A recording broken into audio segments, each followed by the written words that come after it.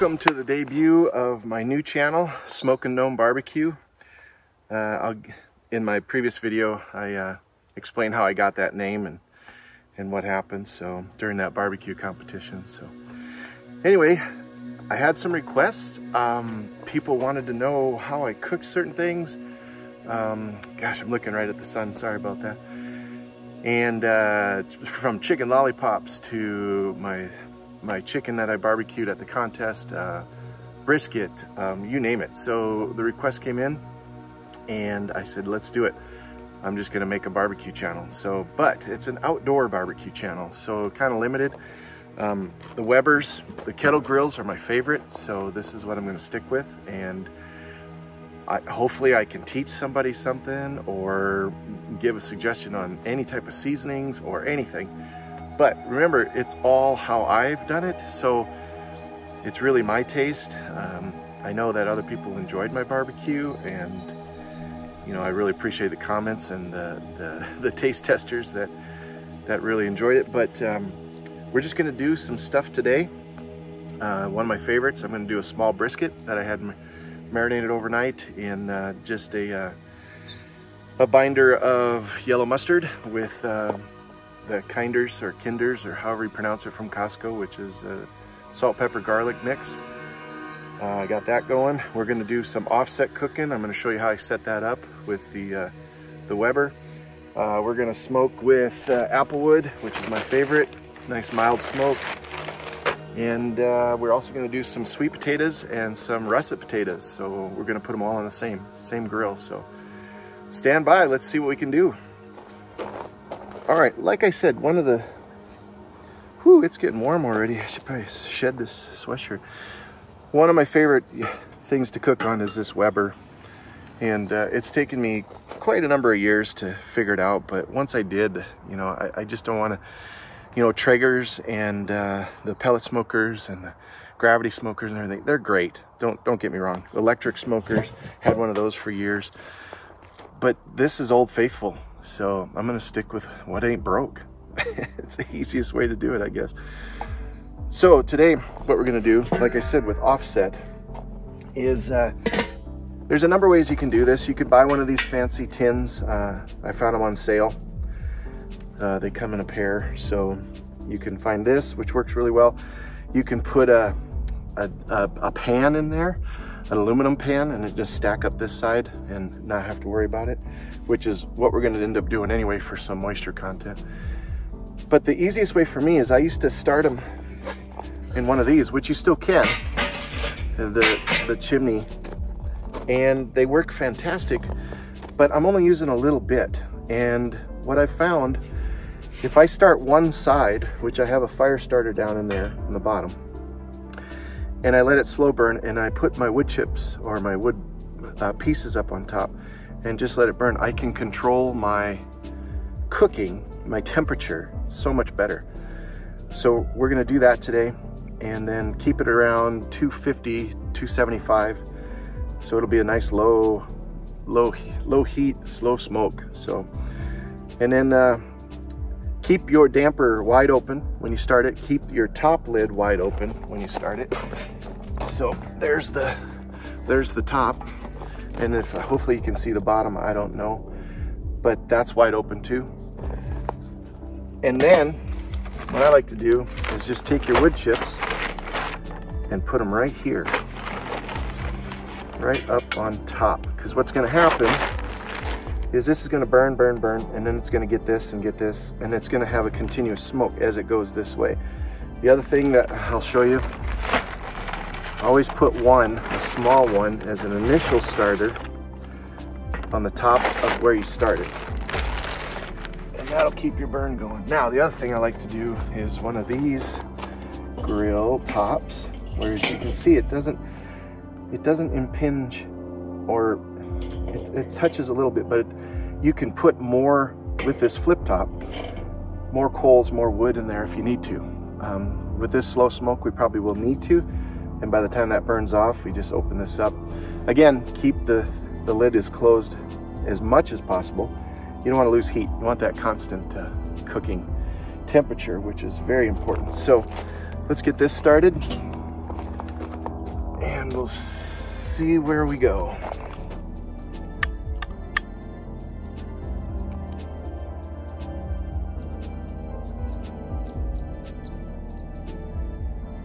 I love these fire starters. These are the square ones. I think they're put up by Weber. You can make some yourself too, which I think I'm planning on doing, but they light so easy.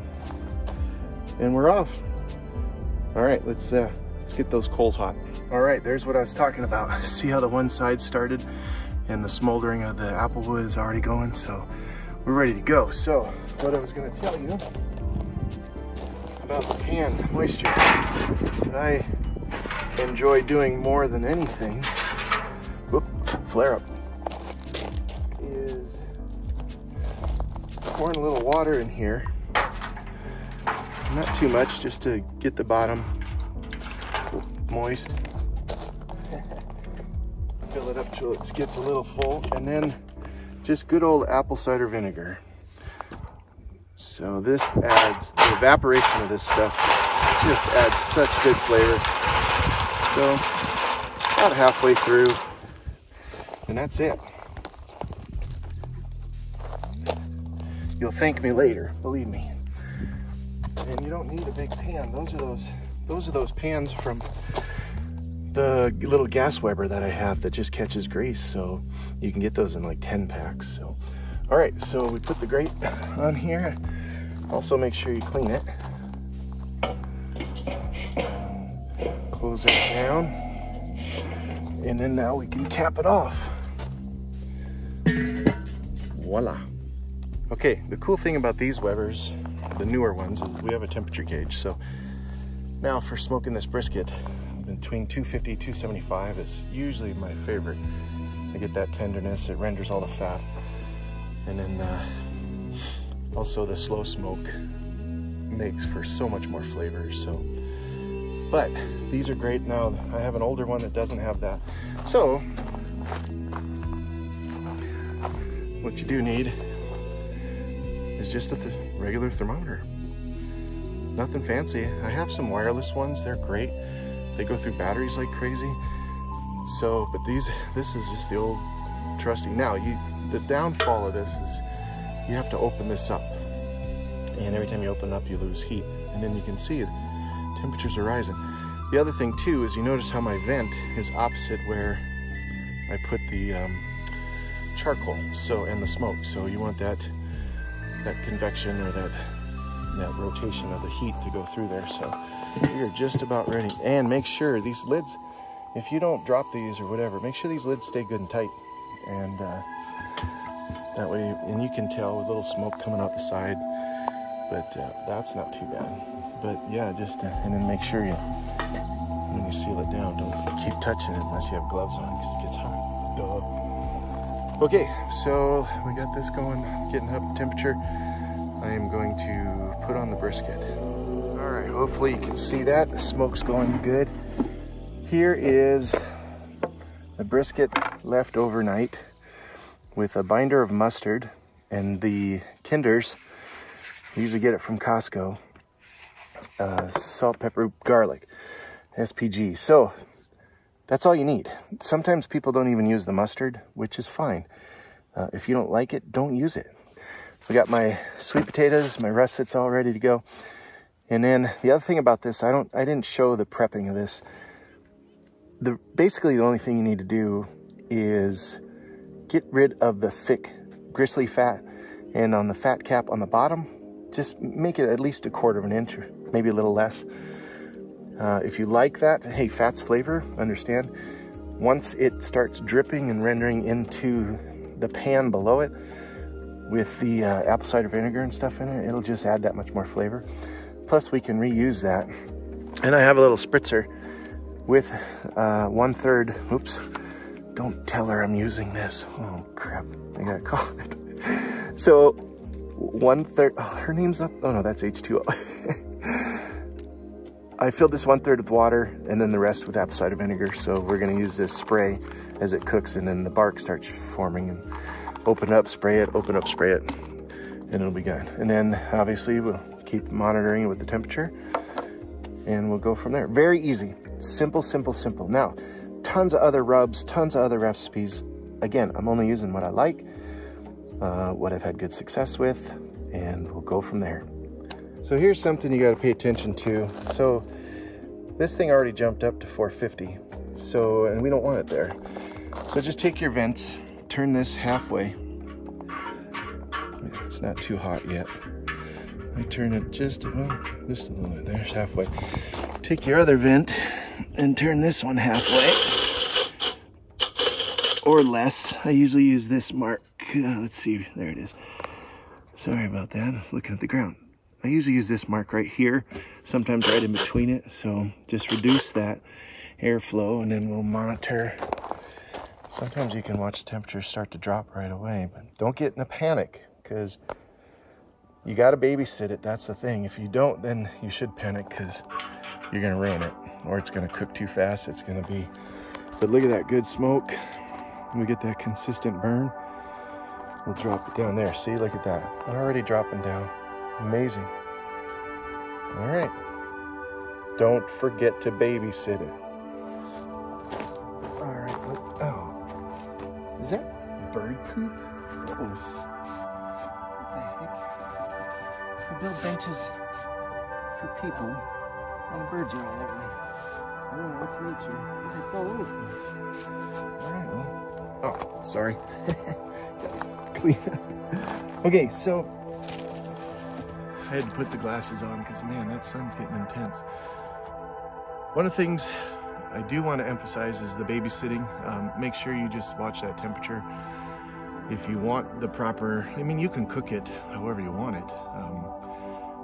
But in my experience, the low and slow is the best way for a brisket, such as pulled pork, such as a ham, such as whatever you want to put in there, turkey, chicken, basically everything.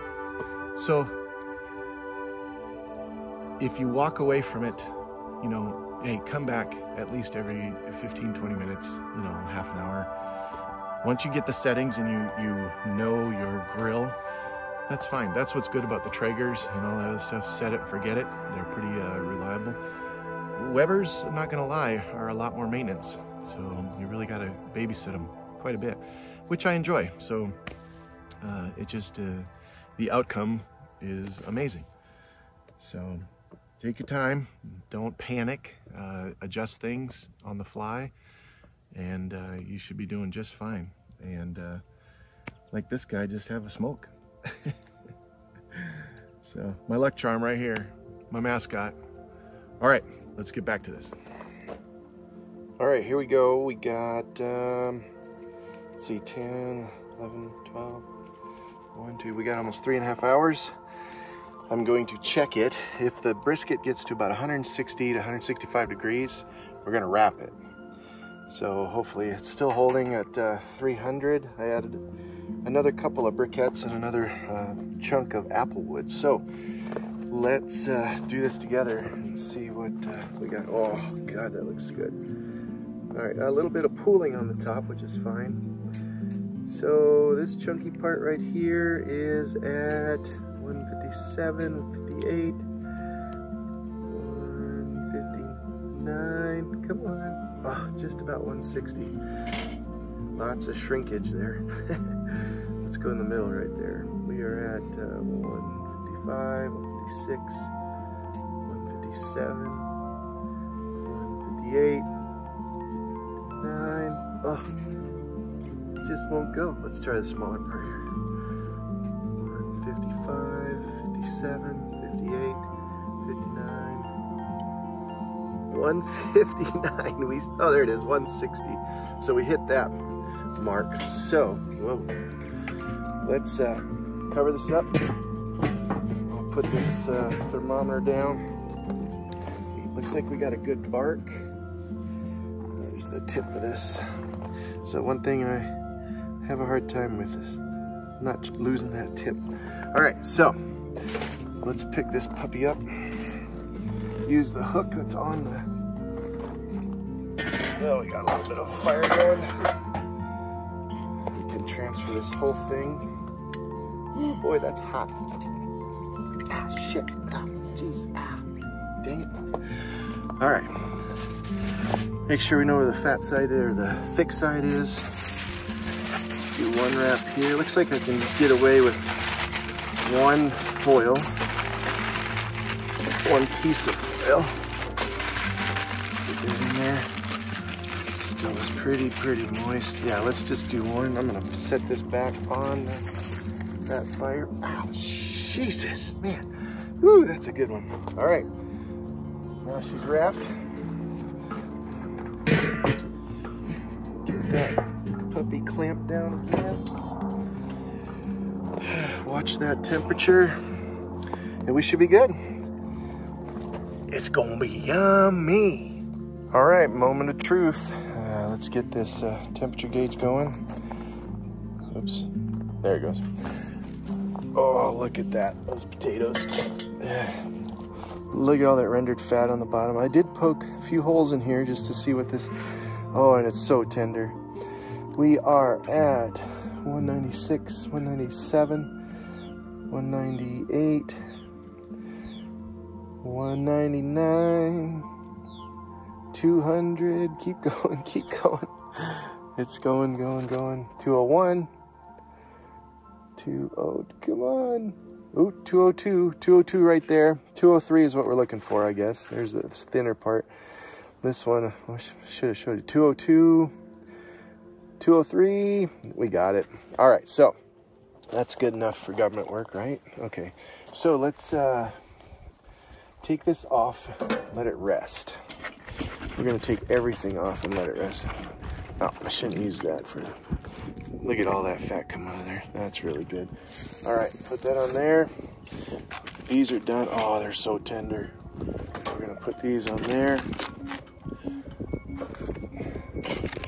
And let all this rest for about, oh, probably about 5-10 minutes. And then, so that pan of drippings down there, that's important. So when I open this up and then before we pour it, I'm gonna pour that on there because that's grease and fat. So we'll render that down and then, or it is rendered down. So I'll use that, plus it has the apple cider vinegar and stuff in there. And then we'll just make that super moist. And we'll go from there. All right, let's let it rest. All right, the moment we've been waiting for. This thing's been smoking all day, so get yourself a sharp knife and we'll slice this bad boy. Let's open it together. There we go. A little bit of pooling. Probably don't want that too. Oh, the smell. Oh, it smells so good. This wasn't a very big brisket, which is really good, so went a lot faster. So that was probably about seven hours. And then we also got a nice baked potato, or no, this is a yam. So we cooked and smoked the yams. Oh man, look at that. This thing is just yummy. Oh, I wish you guys could smell this. It just smells so good. All right, so I'm left-handed, so this works out for me. So you got two parts of the brisket, even though it's small, but we'll start over here. Look at that, just tender, moist. Always make these, this is your lean side. Make this as thin as possible.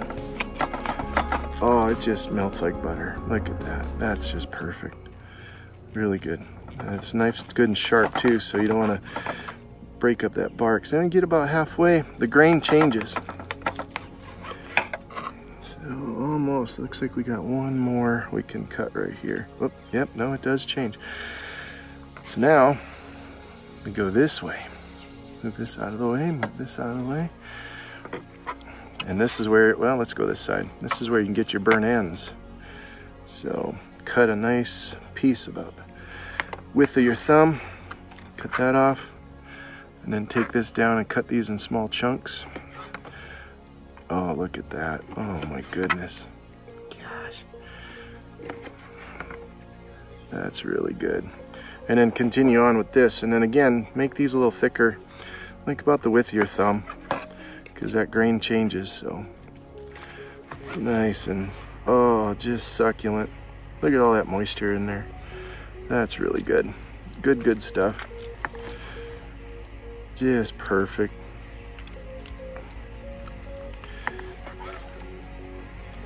couple more slices. Ooh boy, I don't know if I can, come on.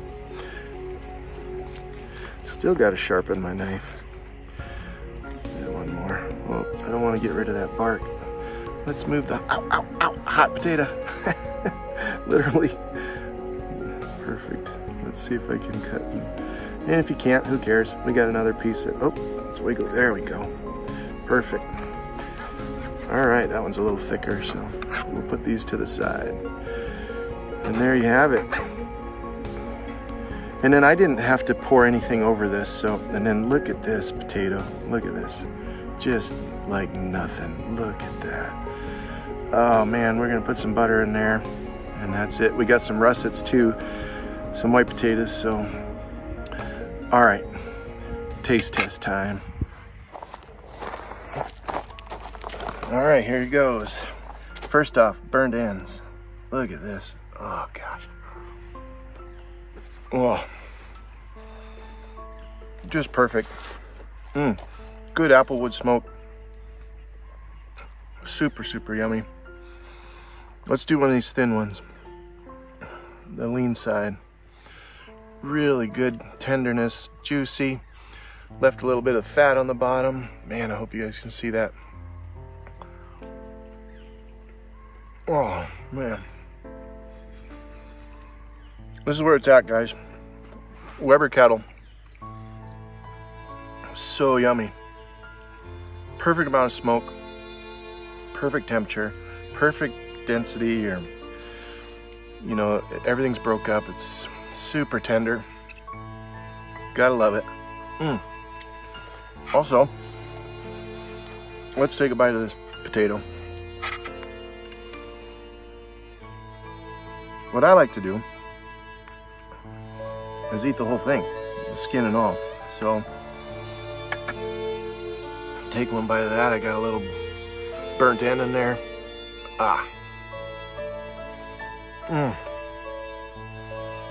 There you have it. Weber kettle grill.